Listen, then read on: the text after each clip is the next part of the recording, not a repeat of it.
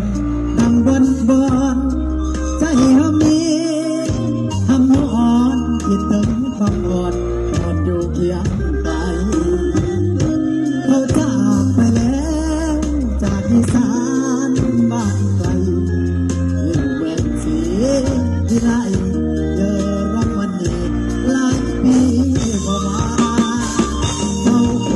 บ่จำผู้บ่าวตัวดำคนเดิมป่านนี้จ้าคงลืมเวลาผ่านไปมันไม่มีค่าแสดงต้นเก่าที่เราเคยนัดนั่งพบสบตาเดี๋ยวนี้แห้งเลยล่ะแสดงคงรู้อายเศร้าสับใด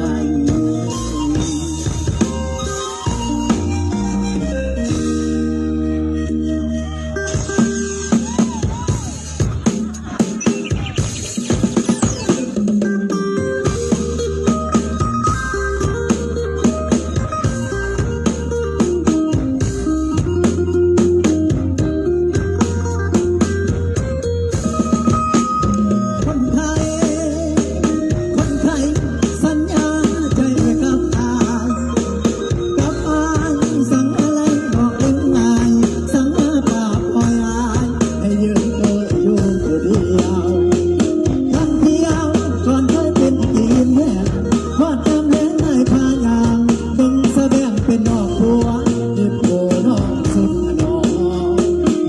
บอกแต่ว่ามันสีเข็มคือหัวใจเต็มใจบายคือหัวใจบ้าการสีแดงเป็นมาจริงเข้ามาทิ้งมาลืมได้ง่ายเป็นทนายครับแค่น้องคนเฮาพร้อมผิดตั้งฉากเจ้าเจ็บแค่นี้เกือบแม่นตายบนตัวน้อง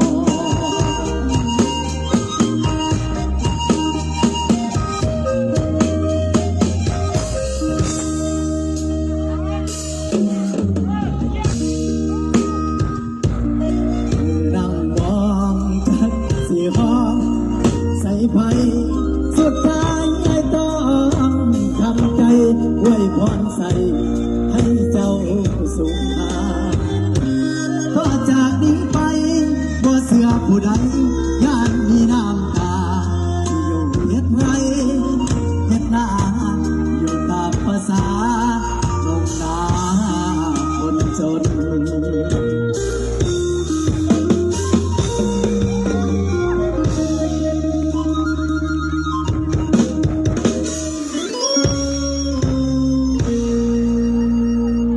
ขอบใจเจ้าแม่เด้อ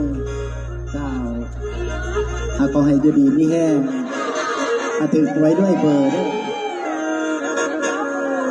อความเจ็บยาเสียใดความไข่ยาเสียมีได้แม่เด้อ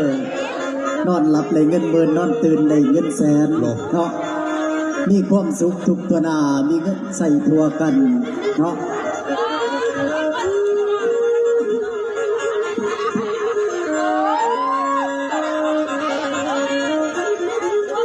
โอ้ยโอ้โหโอ้โหโอ้โหโอ้โหโอ้โหลาเพิ่นมาฝ่าเอ้ยฝ่าห้องความไปตามความที่น้องสั่งเราแปงมาบัดนี้วัดว่าป่าห้องสั่งเสียงมันดังปังทันฟังแล้ว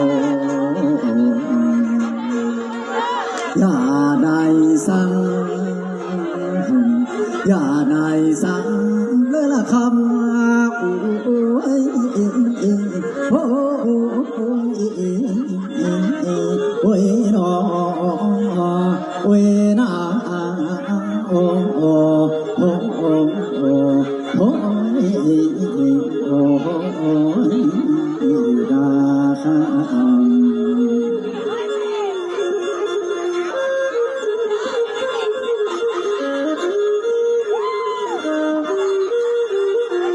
บาบาดี10 นิ้วยุกใส่กา10 นิ้วยุกใส่เขาสิเอาต่อจอก่อนนี้แล้วลาขอเอาเสียงวิวอนสิเก่าก่อน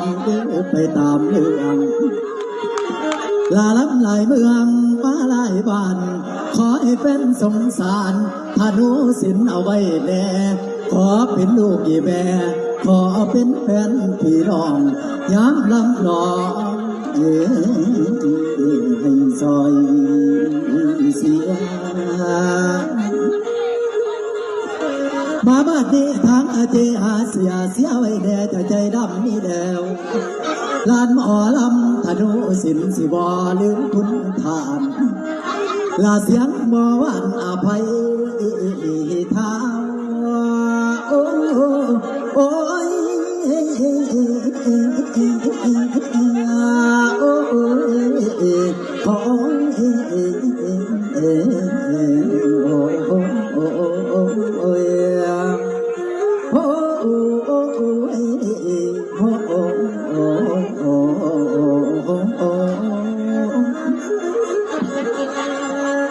มาบ้าที่เสียงประวานอภัยเท่าสูงผู้สาวอย่าเฝ้าตายอดสาฟังว่ากายสามแจ้งจากเต่าคือลาเสียมันคือเกิดเด้อคือเกิดเมื่อจึงขึ้นเมื่อพุ่นแนว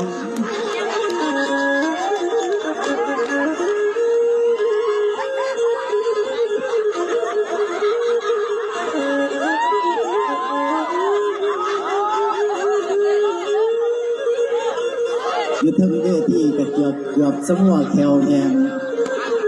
ยิ้มสะกองนักอีแม่หยาดบ่งาม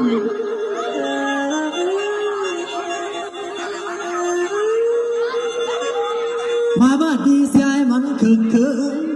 เสียมันคือเกินหมื่นจึงขึ้นเมื่อพุ่นแล้วมาส่งเสียงแซวเสียสื่นกันให้ลืมแจ้งและนักแสดงนี้ลอยหน้าวงการหลานเท่าบ่งชื่อเสียงดังคงสีของแซมบอกต่อไปลาแม่คำแก้วขอบสายปากไก่ฟ้ายังอับใส่เจ้าภาพใหญ่เด้อผู้ใจบุญนี้แล้วสิบ่ลงเรื่องคุณผู้แต่งบุญออกคืนนี้ลาผู้บันนี้ของให้ผู้บันนี้เงินให้เป็นของขวัญเนื้อก็ว่าแฟน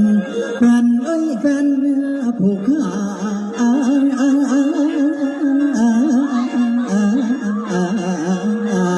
ให้รู้ไอ้เพิ่นผู้สู่คนเด้อละยายโ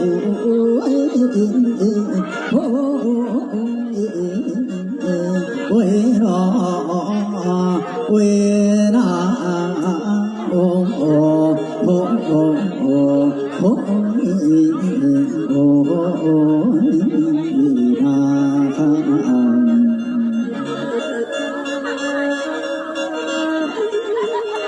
สุขสวัสดีพี่น้องผู้ข้าซื้อผู้ลูกนำเอาตั้งแต่พวกหักมาบอกเป็นของตอน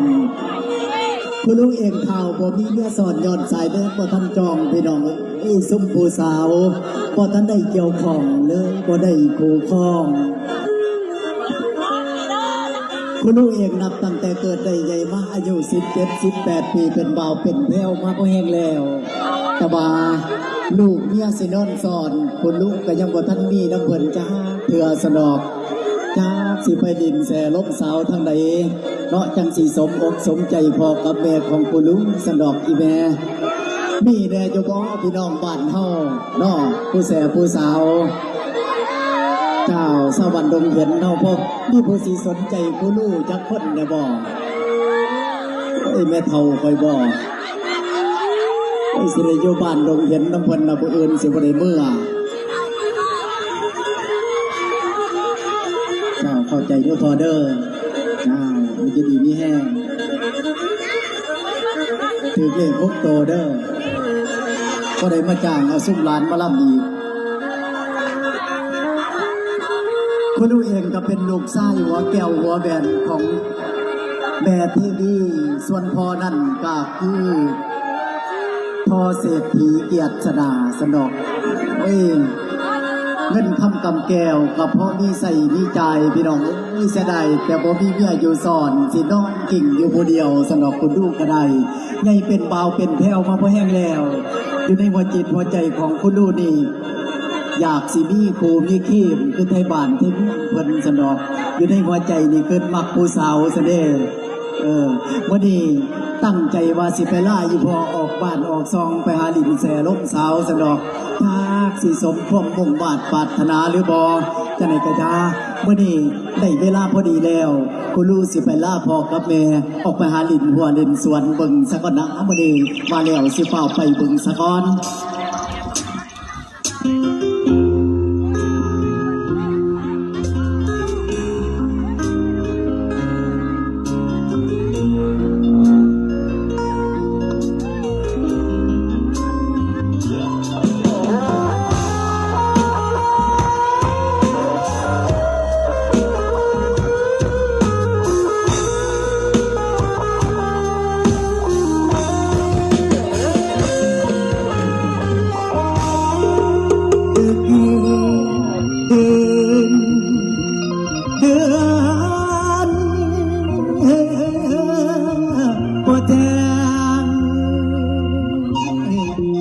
พอมีแสงที่สว่าง